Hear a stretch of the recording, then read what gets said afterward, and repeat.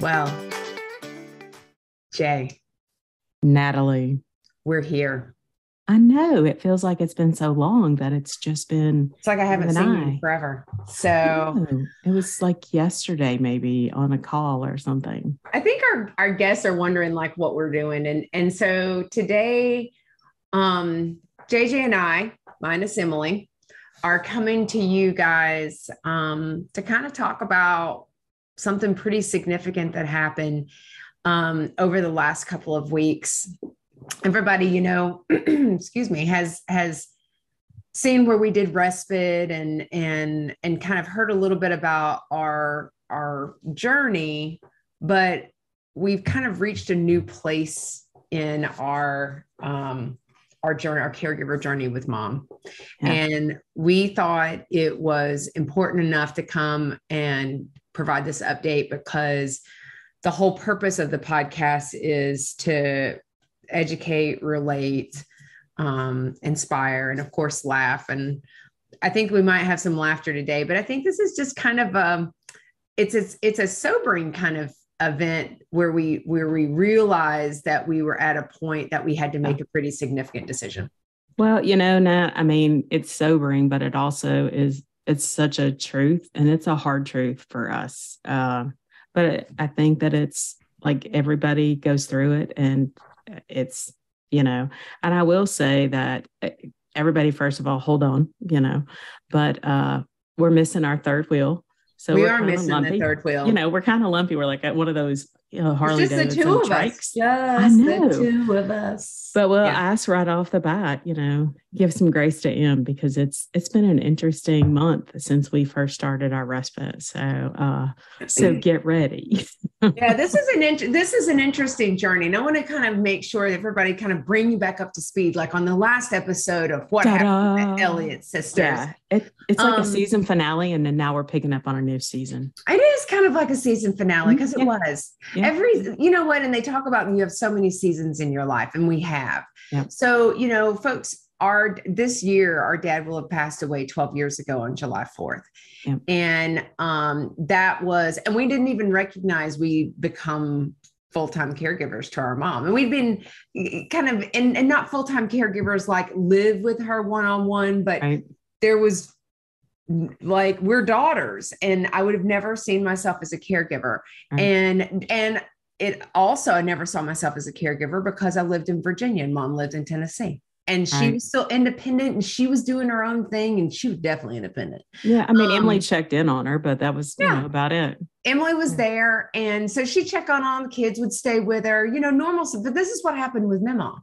Like when our grandfather died, I went over and stayed with Mima so that she wouldn't have to be by herself. Little did I know I was really honestly providing a type of caregiving to my grandmother as a teenager. I was in high school, right. And I love staying with my grandmother. She was great. But with over the years, so mom was able to live independently from 2011 to 2019. And when I say independently, she had people who would stay with her overnight. As the years progressed, she had to have more support. And she was more, I think it was a little bit, she was scared, and not scared like scared of the dark, like scared, like what if something happened? What if she fell? Her symptoms with her Parkinson's were becoming so much more advanced. They were moving along. Right. So I think she felt a little insecure about that. Yeah. She had the house lined with those Christmas tree lights. Remember that? And then we had some home health care that would come in, every couple times a week, and they would help her with like some personal things, but people would help do laundry, things like that. Church folks. Yeah. Church folks, things like that. And, just household duties and, people would cook and things, but it was nothing significant. No. And then, And then 2019 happened, like the summer, like it was the summer of mom. And that was, if you think back to what JJ, when you talked about on the first episode, you talked about when mom had a medical crisis, and then we had to go down, and she went to Shands down in Florida. And we ultimately ended up where we realized at that point, that was like the first big time that we realized we had to make a change. Right. And so she couldn't live independently any longer because really she wasn't able to care for herself as well as she should. And I know that when we went into her home, she was in her apartment, it was a lot.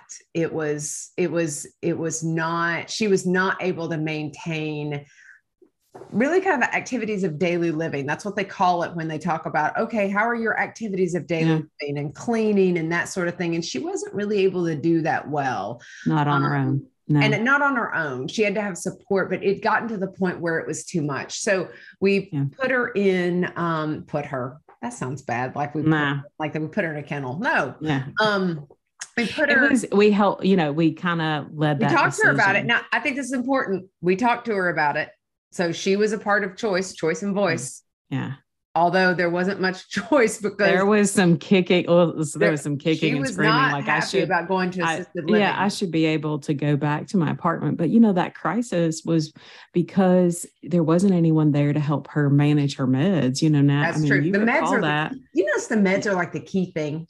Yeah, the whole time. Because of Parkinson's, she was having to have those medications like every 2 hours. But the problem was we had so many physicians. She had that neurologist that was helping fantastic. But then we had like a local doctor that would help with like a UTI or something like that. So no one was talking and everyone was prescribing. And she was trying to take her medicines, but she also has Parkinson's. And so she's a little forgetful. She's a little afraid that she might forget. And so she's taken a little early. And that's kind of what got that crisis started was we were taking too much. The medicine wasn't working together. It was I call it a cocktail that just got out of control. Her cocktail got way out of control. We've all had a bad cocktail. Yeah, that's true. Right now. So, I'm going to tell you. So mom, we decided to move forward with a placement or her going into live at Brookdale in North Carolina. And that was with me. That was with you. And that was a hot mess. Because I think she really, it sounded like a good idea. Like we had such good intentions. So this is a thing that everybody has to remember. You go into this with good intentions. Like in our mind, it's like, okay, Emilie and I looked at where mom could be in Virginia, because that way she could have been close to us because Emilie was living in Virginia at the same time. And so we looked at that. That was the first time we really learned about it. But then we were like, oh, well, she likes JJ better. She's the favorite. Okay. And so I won. The winner. I won. JJ won. And so JJ didn't realize it was the booby prize. And so, and then that's when she called way too many times, text way too many times, and it really impacted your relationship. But the funny thing is, we talked about how it impacted you, but if you think about how it impacted mom, it was very different. It wasn't that the facility, Brookdale was really nice. Hey, shout out to Brookdale. It was really nice, but the meds were a problem. But mom, it was not where she was. And the only natural support that she had was JJ. It was me. It was you. And it was, and they were down and visit periodically, but that wasn't very exciting. But there were funny things that she needed that she was used to and she was independent that she called me for, Like what? It was like a Coke. Oh my God, her Coke addiction, people. And it's not snort. It's talking about she loves Coca-Cola. If you would like to sponsor our mom's placement, she would drink a Coke every day. She would call me and be like, I need some Cheetos. I was like, Mom, Mom, I can't bring Cheetos. She likes candy too. Hershey bars. Like, I need some Jolly Ranchers. I think she bribed the staff with candy, and she was like a candy pusher. I'm like, Mom, there's no way that you went through that many Hershey bars. Mom, I was like the Hershey bar, like police. I was like, how can you go through like a 10-pound bag? Like, what, CVS and Walgreens was like right around the corner. Yeah, thank God. I finally started sending them by Amazon and it just got out of control. But, I think that one of the issues that Brookdale was that medication. It again came back to medication. Medication was always the issue. Yeah, there's never enough staff, and that's hard with assisted living. I think that's hard with any facility. Well, at the end, it's not enough staff, or really it's just getting used to, because the ratios are the ratios. The state sets the ratio, whether it's North Carolina or Tennessee or Virginia or wherever.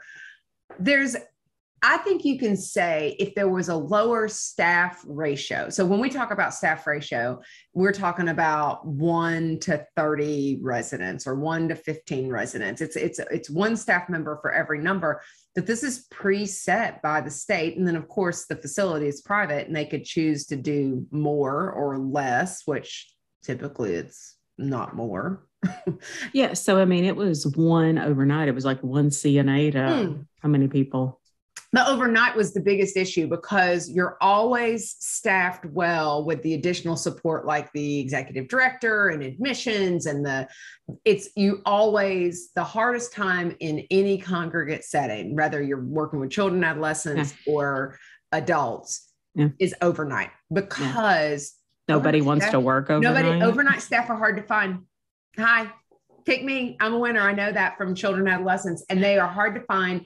And then the ratios. This is so weird. I don't know why the state thinks everybody sleeps through the night. Like, you may sleep through the night, but the reality is that there's people who have to have meds in the middle of the night. And when you have a lower, and the ratio goes up higher. So it's like 1 to 50 or whatever. Yeah. It's not the same as during the day. So that's where I think there's one person running around taking care of like 40 or 50 people.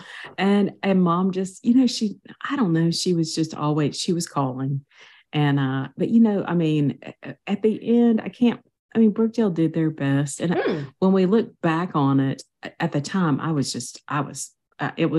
so frustrated because mom was calling, the director of nursing was calling saying, your mom's really upset because she can't get her medicine at 10 o'clock on the dot in the morning. Mom wanted her meds on the dot. Yeah. But why would she want that? Because her body was craving the medicine, which is dopamine. And Parkinson's patients, the way that you treat the tremors and the side effects of Parkinson's is with dopamine, which is we all have dopamine in our body, but mom needs more dopamine to be able to help her. And that's what carbidopa-levodopa. Is that how you say that? Carbidopa-levodopa. Carbidopa-levodopa. We could actually sing a song like that. Anyway, we digress. So we moved back to Meadowview because we moved Meadowview's in Tennessee. That, and honestly, do you know what the common denominator was with that one? Like what she loved? Her sisters and her family and our church members. She went back to Tennessee where we're from, and she loved it. Yeah. And then what happened?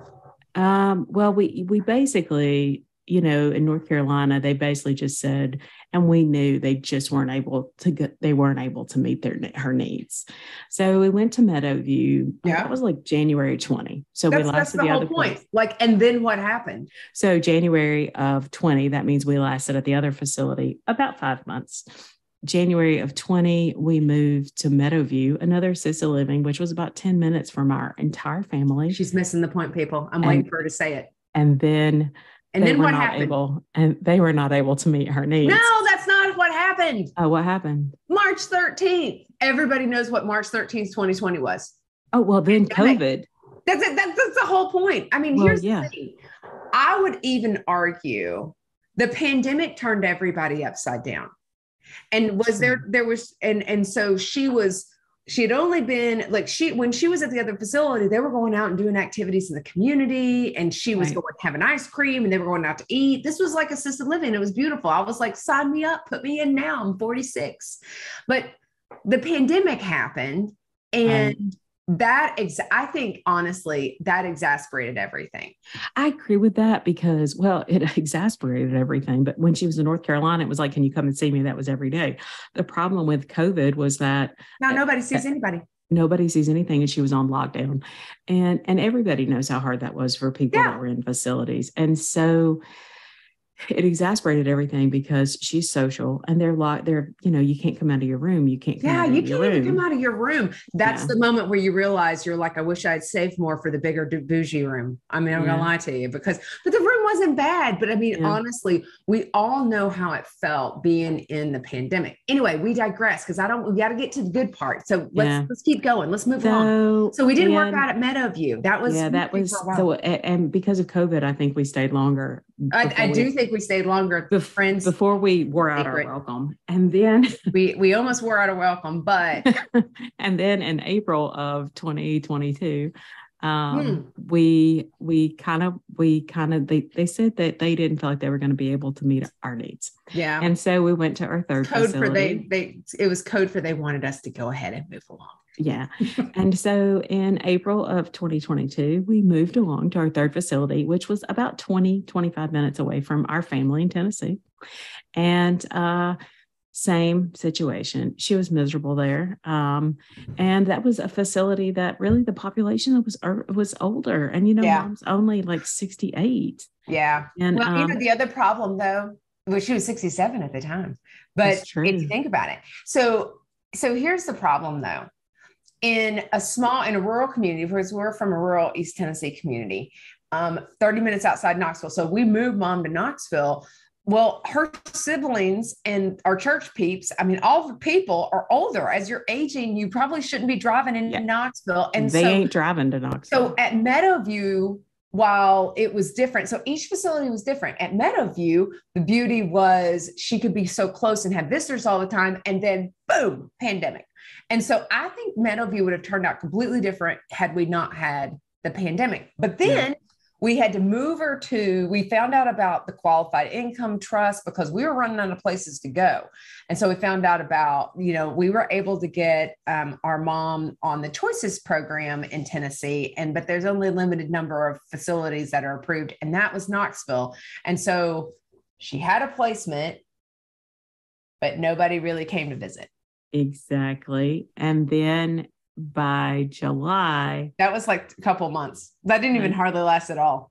Yeah, that was they were not able to meet her needs. That was it's like I feel like people keep telling us we're not able to meet our needs. I'm like, really? Well, you know what? That facility though, I don't know. They had I don't know. They were special.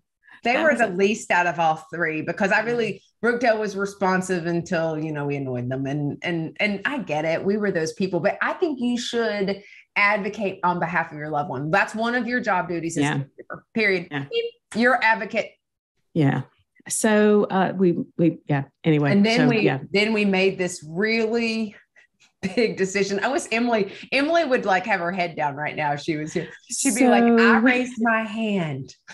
And said, and we'll move through this really fast. Yeah, please Emilie raised, because that's, Emilie raised her hand and said, we knew we were going to have to move Mom to skilled nursing, or Emilie there was two options. Skilled nursing, or Emilie move said, her in with somebody. Let's move her in, and I want to take responsibility and care of her. Now, remember, Mom had said the whole time, even after Dad passed, I just need someone to live with me. She had always said that. And so never found anybody full time. And honestly, I moved away for a reason. So I'm going to tell you, she kept saying, if someone would live with me, I could do this. So Emilie raised her hand. And so we tried, and I said, turn around, don't drown, don't do it, because this is not going to turn out well, because at this point, Mom's Parkinson's is continuing to advance. She needs more support, but I said, I will support you. Natalie says, turn around, don't drown. I did support though. Well, you did, you were like, there's always like, once a decision is made, that's a given. We all are like, support. We're going to support the decision. We moved into like a cool condo. There was a great opportunity with this, though. She could get that duopa pump, which that was the game changer. That was like the only way we could move her into the community was the duopa pump. Yeah. And the reason, so we had always wanted to do this. It's a pump that automatically gives her the meds. And, but the reason why we couldn't do that with assisted living is because there wasn't an RN on staff 24/7. And let's make sure everybody understands this. This is like a diabetic pump. So insulin pump. Yep. It's just an insulin pump. So this is a regulatory issue. So hello, Tennessee regulators. There is no need for an RN to be able to simply flush a tube twice a day when an individual themselves can flush it. Yeah. A loved one can flush it. And so, but because it's congregate setting, the regulations were very clear. You have it with skilled nursing, and skilled nursing has RNs the 24/7, or you have it in the home, but assisted living. And so I always wondered what would happen had mom been able to have had the duopa pump in the assisted living, but that would have meant we would have had to pay someone to come in twice a day, 7 days a week. And financially wasn't an option. So, and the main thing was it was in theory supposed to like increase her independence, and there wasn't the medication issue, and because her meds were stable, her body would be stable. Yeah. And so we thought this was the blessing. Okay. We had prayed about it, and we had talked to God, and Emilie had talked to God a lot about it. And so I think that was the big thing. We really thought it was going to go well. And Emilie talked about this. They moved in together. We're all excited. We had nothing. So it took a village to get furniture and all the pots and pans, because we'd gotten rid of everything. We had gotten rid of everything. I'm telling you, people, if you could have seen us cleaning out our mom's apartment in 2019, nothing was sacred. That is the moment you realize. And that was the first time. And I had a reminder of last weekend or 2 weekends ago of nothing is sacred. Nothing. Like all the things that you collect, at some point they just get thrown away. And the awards and the things that you collect over time, the photos and things like that, it feels like you can pass them on, Nat. I mean, if you've got someone to pass them on to, you can pass them on, but who's going to take my awards? Like, oh, look, you did great. You were a speaker award. No, I'm throwing it away. Or our pictures remember, hey, do you remember those pictures that were like 16 by 20s, like of us? Like, oh no, I feel like us that much. They were in the stairwell. Remember that? They were like, I felt like they were like Olin Mills 36 by 48. They were 80s. They were 80s with that poof in the front and some wings with Aquanet. They were fantastic. And I trashed them. JT's like, oh, should we keep them? I'm like, throw them away. Well, the problem is, who is going to hang that in their house? Nobody. I mean, Dexter would have said, them in my house. Dexter would have been ridiculous. Like, I don't want to look at you and your sisters when you're dead the rest of my life. So absolutely not. So, I mean, we did that. I think, but there's so much that you'll hear on the other podcast that where what happened, the challenges of Emilie taking it on. That's when we really, we kicked off the podcast January 24th. We started with the concept of confessions in September, October. It really was birthed in September. And then we included mom, Parkinson's. The challenge, it became overwhelming. I don't think we ever realized we never knew it would be this bad. It's true. I think that's the word. And it wasn't like, it's hard to describe it really. Because when we say we didn't realize it would be this bad, we didn't know what we didn't know. And that's the thing that we would tell you, that you don't know what you don't know. Mm-hmm. And while we want you to listen to every story so that you're kind of mentally, emotionally, physically, like you're prepared. And how do you prepare better? Each individual journey is so different. And I've talked to so many people, and they say, your caregiving of a loved one is like such an honorable thing. And it is.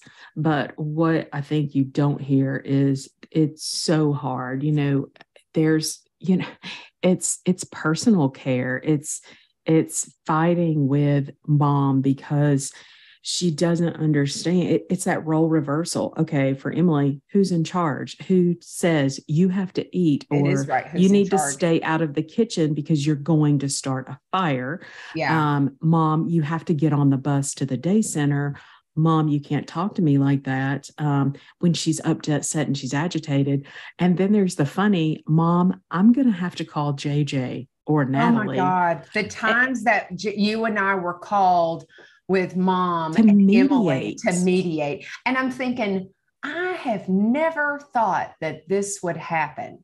Like, you never think, and it's not funny. It's like, it was funny. It is funny. Like, I can't believe this is happening. Yeah, that's where it got to. Like, I cannot believe that I'm having to tell mom this. I can't believe that we're having to go over. Yeah. I can't believe we're having to take the knobs off the stove. I can't believe we had to take the knobs off the stove either. But like it's that you can't drink 40 Cokes. Remember? Hey, you know what? Here's the thing. UTIs are a terrible thing for individuals who are aging. For your loved one, 65 and older, a UTI can put you in the emergency room, and it is dastardly. And I swear to God, if mom, again, she got an addiction to Coke. I don't know what Coke is putting down there in their formula in Atlanta, because it is still top secret. But I'm going to tell you, she would only drink Cokes. And Emilie would say, these are the things you don't expect. Why does mom's urine smell so bad? Like, you have your own personal care, and you're like, but it was because of she wasn't getting enough water. She wasn't getting enough water. And so these are the things you don't think you're going to talk about. My mom's urine. Like, and mom, I mean, she'd be like, oh, I think I've got a UTI. And Emilie's like, I don't understand. Like, I don't know. Okay. How did you get a UTI? And then we had to lay down the law. There will be no Cokes in the house. I mean, This is funny. Like, this is funny for me to say, we have to say, we're not buying Cokes, mom.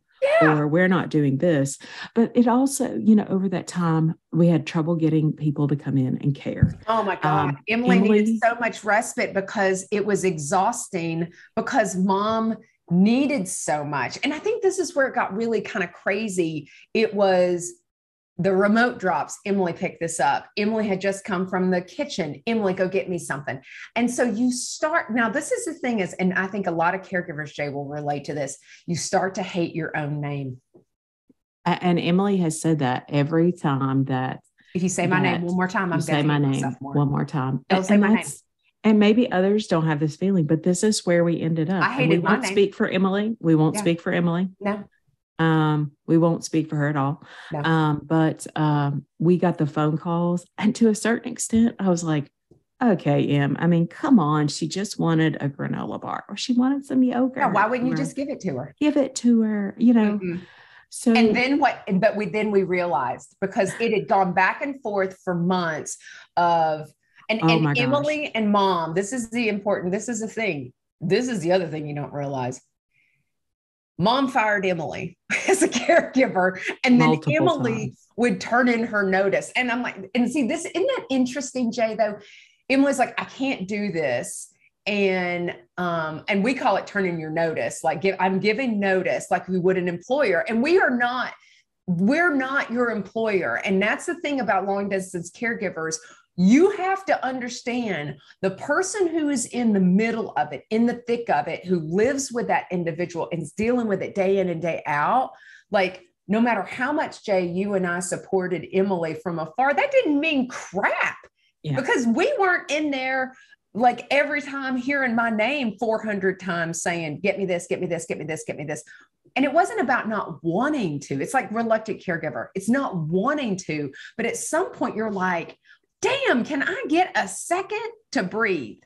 Yeah, it was, and Emilie would say, I'm going to take a bath. And she talks about self-care a lot. And I was like, and she'll hear this. She does love a bath. She loves a bath.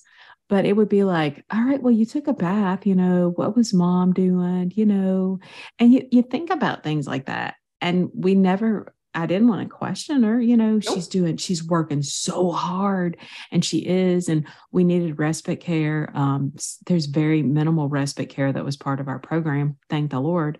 So we would pay people to come in and try to do respite care. We were blessed. Emilie met somebody, and I think that was the silver lining. That was a really big silver lining.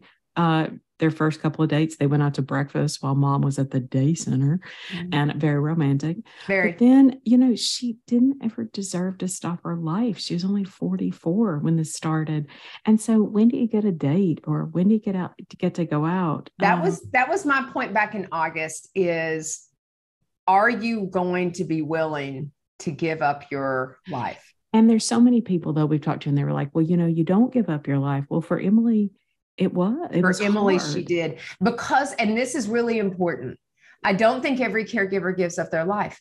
I think that is solely dependent upon the individual's level of need. Like, what is their care need? And what we didn't see, because you're not in it every day, is we could not see mom's continued progression in her diagnosis. Until we did respite. So we're 2 respite people. So we started in August. JJ and Emilie put up a white flag, like, I am over here surrendering. I must have respite. And so JJ said, I'm going in. And I said, I'll go in too. Well, that was like January. And she said, I am leaving. And I said, I can't pick up right now. And I said, give me until this date. And so it was like that. I said, I got a week. It was February. With January's when she said, done. And I said, okay, look, if you'll give me till February, I can come in on this week. You can leave. It was her birthday. It was like around her birthday. Like right, it was around her birthday. And so Natalie was, I'll come in, I can work around. I'll come in and help for a weekend. I suck, people. I mean, I'm just going to tell you, I am really good at regulatory and policy and applications and so on, but I am not a great caregiver. You can ask Jason. Yes. I suck. You can look back, if you want a good laugh, look back on Facebook and look at our first video. Hopeful. We were so excited. We were all like, we're here for respite. Dun, dun, dun. We had our respite capes on. Yeah, we were super excited. And we were going in and we were going to be rock star. We were going to show how it was done. We knew this wasn't that hard. Well, there was 2 of us. And honestly, it wasn't that hard that Emilie was lying. It wasn't that at all. But it was like, we're going to do it and we're going to help Emilie and we're going to be with mom. There we are. Yeah. We were so naive. It was a complete, sorry folks, it was a complete shit show. It was from the beginning. It was JJ, Natalie. And I'm like, whoa, that's a lot of requests. And there's 2 of us. She had 2 names she could say now. And it was like, holy crap. So when we took her, it was awful. Like, even when we took her to get her hair done, even trying to get her into the car, like, and I've got a new car and I'm thinking, is that wheelchair going to scrape the inside of my car? Holy crap. Just like it was so much. The funny thing for me was like, Emilie is amazing. Emilie is amazing. If anyone hears us say this, Emilie is a freaking rock star. I don't know how she ever got out of the house because for mom, her need is, okay, we have to get a wheelchair or some sort of device to help her walk, depending on how she's doing. There's a backpack. There's certain personal items that she needs. She needs some water. She needs a towel. So she had some excess saliva. That is part mom of always has. That's condition. One of the Parkinson's things. She has excess saliva, so she spits a lot. It sounds gross, but you know what? She has a spit cup. Yeah. So minus she has the tobacco. Water. She has to have a towel. She has to have a spit cup. She has to have her backpack. She has to have the device. Emilie needs the keys. You've got the garage door opener. You have to get out of the house. I mean, don't forget mom's little purse bag. Mom does like her purse. Do not forget mom's phone. I'm telling you, I felt like to go get the haircut thing. It took Natalie and I like 30 minutes to get out of the house. We were late for the haircut. We left her. So we get to the haircut place and we leave her in the haircut place and we're like, let's leave. And we had only been there for 3 hours. We were like, let's leave. Now she loves Missy. So Missy is the same. Fantastic. Oh, shout out to Missy. She does hair and she does a fantastic job. She fluffed that hair and it was really good color and everything. And mom looked beautiful. So she looks so happy. You can see the picture. Yeah. So we were like, score, we got mom's hair done. So we got mom back home. That was the first night. And Natalie was still there with me. Mom set off an alarm. Oh my God, she has an emergency button. Oh that my God. Also I thought I was dying. Facebook. I was like, please, Jesus, take me now. Second coming. Go to the east. Where's the light? So that was our first experience with middle of the night alarm systems, where mom pressed the button. What was it that mom said to you though? Because Emilie said she played you. Like, yeah, she actually, pushed the it was button. 2 a.m. She pressed the button, which we didn't know about, the alarm system that goes off when A she lot of presses the four-letter I words need coming help. out of my mouth at that point. And when I got in there, she said, I need some help rolling over. I was like, Mom, you can, I know you can roll over. She has that skill. That she is not to that level. So don't anybody be like, oh, you need to help your mom. Y'all are being I knew, no, she can. She can roll over. She can. And so it gets better than what she said. I can't remember. What did she say? No, she said, well, I just couldn't sleep. Oh, no, that was the second time she pressed the button. That's even better. No, that was when I was there by myself. Don't be giving away my story. So yeah, so we're rolling it. We had a good day the next day. The Wall Street Journal wrote an article on us. That was the Saturday. That was really cool. We had a lot of fun with that. She did really well. All three of us were there. Emilie was back, and so she took Emilie's name back over, and we kind of deferred. Name back over. Did you notice how she quickly transitioned back to Emilie? Yeah. Emilie, I need yogurt. Emilie, I need water. Emilie, can you help me? Emilie, can you do this? Emily. So that was great. Natalie and I got our break. We had only been there 10 hours. And then Emilie, by 12 o'clock, Emilie was like, see y'all. So peace out. And so you left on Sunday. No, I left on Saturday. So Jason had thrown his back. And so I had to go back home, and I was like, and I was ready to go home. I'm not going to lie to you. Here's reluctant caregiver. Here, I've got a confession. I was like, yeah, I don't want to be here. Yeah. Like, and I think that's important. I'm like, I didn't want to be here. I wasn't good at it. I didn't have the patience for it.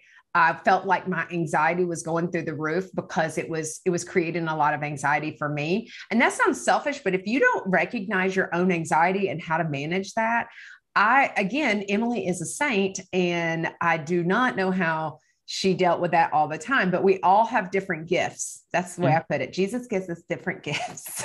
And that was not yours. My gift is negotiation skills. So that was me left alone. Sunday through Wednesday evening. Ooh, that was bad too. Your videos, you started looking like hell in those videos. That's true. But it was. You brushed your hair or your teeth at some point. Towards the end, I think you were just like, woo. Yeah, I was happy to be alive. But what happened, and again, if you kind of pop back in and you see those, because it was kind of like a video diary. Sunday, I get up, I'm so excited. I'm like, we're going out, we're going to church, we're going to do this. She wasn't ready to do that. Nope. And, we hear these stories from these people who do podcasts. Am I not listening? Like, they're warning me about these things. They totally told us. Yeah.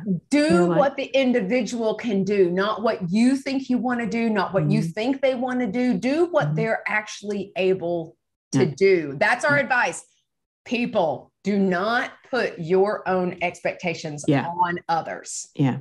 And she wasn't able to do any of that. And that's okay. That was super. That was the Super Bowl Sunday. Oh, it was Super Bowl Sunday. That's true. So, but during that day, even in all my frustrations, as I watched her, I don't think I was really prepared for the amount of decline that, I had seen her at Christmas. So this was like 2 months afterward. It was early December actually. And so even in that amount of time, I was watching, I saw a significant amount of decline. And so for me, that was the day when I started to really decline, like, oh my gosh, what's going on? So I'm like, me, like physically for her, I'm like, Jesus, this like, get me water. Can we da-da-da-da-da? But she also really struggled that day physically, like getting out of her chair, doing personal things that she needed to do. But in addition to that, there was me thinking, oh my gosh, this is my mom. Look, she really is like, look at this situation that we're in. Monday, we went to the doctor, dumpster fire trying to get her in the car again, me trying to get her in the car, absolute dumpster fire getting her out of the car. I guess it was Tuesday trying to miss the bus. That was awful. Oh, okay. So this is interesting because we're gonna keep going because I'm gonna miss the bus of our time. But so this is interesting. We had a podcast, we had a meeting scheduled. Yeah. We had a podcast and a meeting scheduled. While I was gone. 2 days while you were gone, because we thought no big deal. She'll go to daycare and we'll do it all. Day center. And this is just what we do. And it'll be fine. And guess what? She missed the bus. Oh, yeah. And that was Tuesday. By Tuesday, Natalie, I mean, and you know this, and it was February 14th. It was Valentine's Day. By that time, on that day, and that was like 3 days in that by that day when we had that podcast guest, and I found the people came back like 2 times, Grace, I don't know. I finally got her to school or to the day center that day. The day center. I was such in a state of just disarray. And I was so overwhelmed that I couldn't do the podcast. Like emotionally, I was. You were so I'm going to say this is the mental health word. You were so dysregulated, and normal people words is you were so upside down. Your anxiety was through the roof, and you were working out of your survival brain.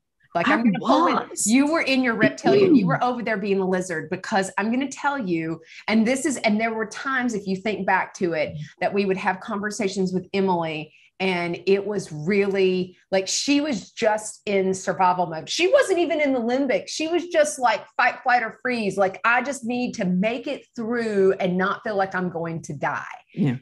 And you were like, I can't even formulate sentences. Remember you said that to me? You're like, Natalie, I can't even formulate sentences. And I'm thinking, and I don't care how many degrees you have. Yeah. Your body responded, and your brain, you responded to the stress of the situation. I don't know. And I say this with all respect, and I said it on one of the videos. I don't know how people that do it. They're like superheroes. And maybe it's because they just Emilie has this amazing routine. Like when I look at her house and her laundry closet, like all of her chemicals are lined up. And I respect that. It's like sleeping with the enemy when all the cans are in the same. And she has this amazing routine. And I know with routine, sometimes you get it down pat, but there was also and for me, it's kind of the noise. Like I dropped the remote. I did this. For me, there was the noise in the background. Maybe I'm an anxious person, but it was every morning, get up, wash the laundry, as far as the bed linens and things like that. That's just a duty that we do. She needs help getting dressed. We have to, help with things in the bathroom. A shower for her was like, oh my God, I have to give mom a shower today. Emilie's like, well, yes, it's the day to give mom a shower. And I'm like, have you lost your mind? I can't even take a shower for myself. And it was just overwhelming. So let me ask you. Yeah. So you get to the end of it, and you equally ran away as fast as Emilie drove away. So Emilie comes back, and you know what? Here's the funny thing.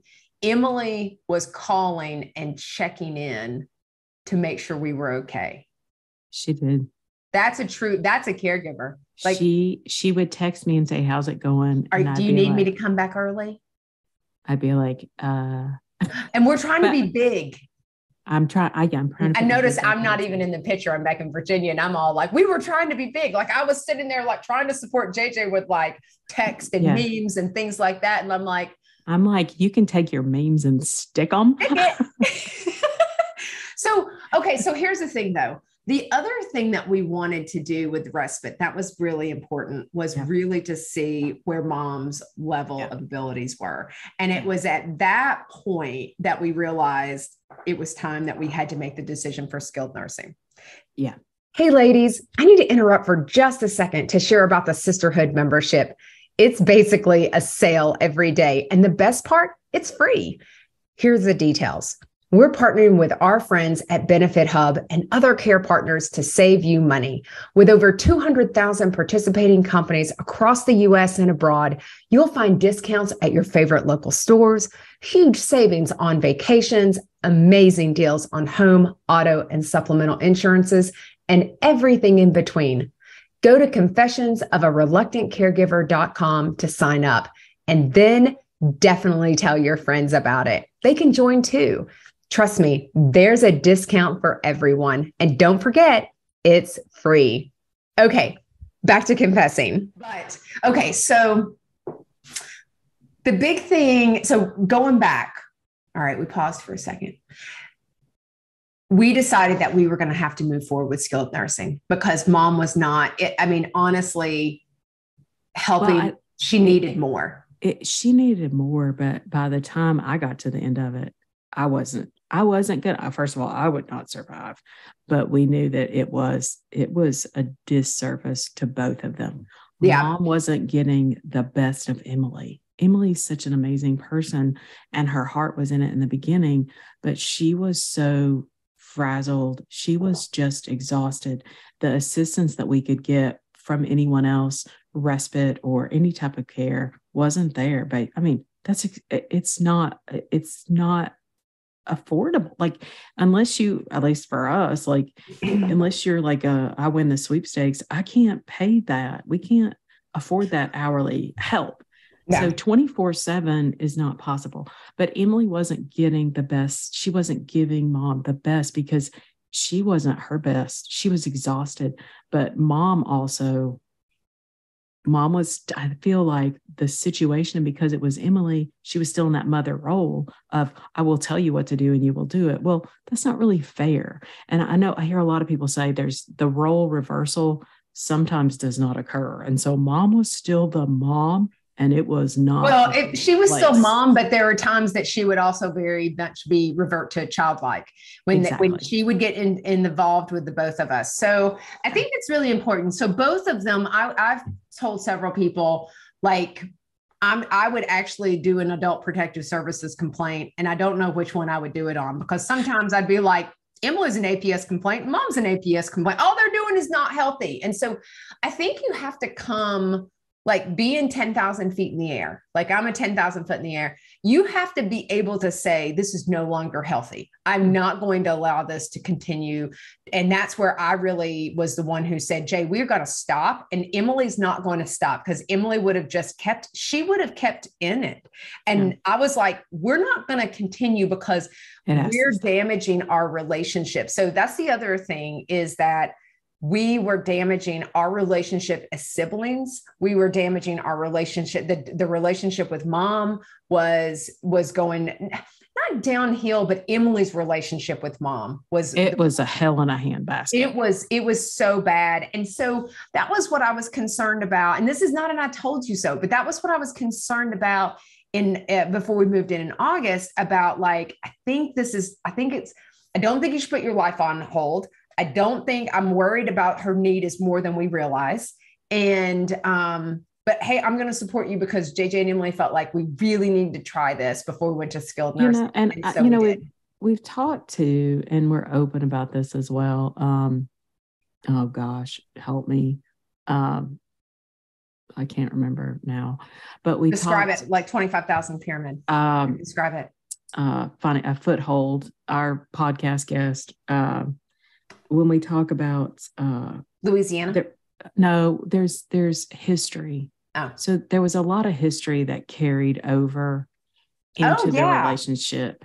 And that's also something that we don't talk about enough. You're talking about Consuela? Consuela. I knew it. I said Louisiana, and I was waiting for you to Louisiana. Take the tip. It was Consuela. Everybody knows Consuela's episode. Consuela. If you haven't listened to that, and her and her mother, Pinky, holy crap, that's us. Yeah. So the other part of it is that it's not just how hard the work is, but you carry history as well. And it's our past experiences, and that's how we pull what our responses are going to be. I'm going to tell you right now, it's brain science, people. I'm going to bring it in. You pull from Bruce Perry, who is my professional boyfriend. He doesn't know it, and I stalk him on LinkedIn.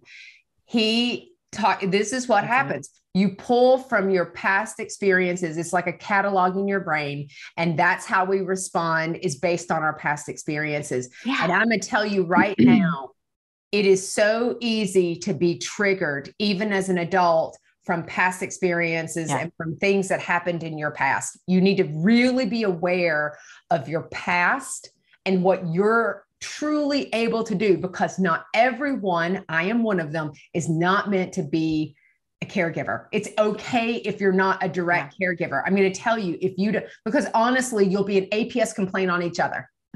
Well, and the thing is, and it's something as simple as, can you get the remote, or I'd like some yogurt. And you're like, I swear to goodness gracious, I'm going to kill you. I'm going to shove that yogurt on top of your head. Yeah. I mean, it's something like that. And there's so many little things. You know what it was? The moaning. Emilie talked about the moaning. Well, that is an aspect thing is a component. It's Parkinson's. So here's the thing. This is the part where you feel like just a complete asshole. Okay. So, because everybody knows this is Natalie talking when I start cursing a little bit, but you feel like a complete jerk because mom is moaning, and she is not moaning to torture you. It is a part of her Parkinson's disorder. And it is like when you think about being in pain, but it is like, oh my God. Like, and it's part of the symptom. I guess it's it's a part of the symptom. Yeah. And so it is something for Emilie and for our, we have a lot of anxiety. We have noise issues, all three of us do. So it's something that, and I think at the end, Emilie was like, is she doing this on purpose? I'm going to shoot myself if she doesn't stop. And you're like, she can't stop because she can't stop moaning. So, and that's just at certain times, that was what she did to, I won't say self-soothe, but that was just self-soothe though, to be honest with you. But that's just something that's just a way that she expressed what was going on with her body. And, but I always think about that you have to kind of think about your past, which is when we made the decision to move her. That's where it really hit me the hardest was I think about my past. I think about what I feel like my responsibilities are for mom. And I carried that and I still carry it. But, after dad passed as the oldest, and we've talked before about the responsibilities of the oldest, it was my responsibility to find her place. It was my responsibility to get her the best place. I probably should have brought her with me. Dexter would have probably divorced me. There's so much guilt involved in it. There's also grief involved in it. Like, this is the last step. Like, this was our end. This is our end game. And you don't want to say game, but skilled nursing. No, yeah, it's the last. This is it. But think about what they said. When you go to skilled nursing, that's where people go to die. Yeah. And that is the end. So here's the thing. Speaking of the end, I'm going to stop us right here because we're going to do a part 2 because we wanted to kind of bring everybody up to know where we've been and kind of like, okay, here's the update. And so this is going to be a 2-parter because at this point, our mom is now, we have made the decision and JJ talked to mom about, Mom, it's time for us to go to skilled nursing. I don't think she believed us. And I actually I'm not even sure Emilie thought we were really going to do it, but we made the decision. We had to take the decision. Mom was a part of voice and choice, but it was no longer healthy for so many reasons. And we said, okay, we're going to do it. So I'm going to stop here, Jay. Oh, yeah. Yeah, because people need to understand. Then we thought it was going to be easy. We thought the other stuff was hard. But then little spoiler alert, we thought that we would just say skilled nursing and they'd let us in. Heck no. We had to claw every way. I mean, up until the time she was admitted, but I don't want to give it away anymore. Okay. So we're gonna stop here, and I want to thank everybody for listening and tune in. Like, we're gonna drop both episodes back to back. So this is the time. Go take a pee break real quick. Yeah, get something to drink. I mean, honestly, Jay, they're listening in their earphones. I mean, you can pee and listen at the same time. Doesn't even matter. That's true. Make sure your microphone's not on. Yeah, I know, right? Yeah. So, okay, we'll be right back. Okay. Yes. Guys, thanks so much. Bye.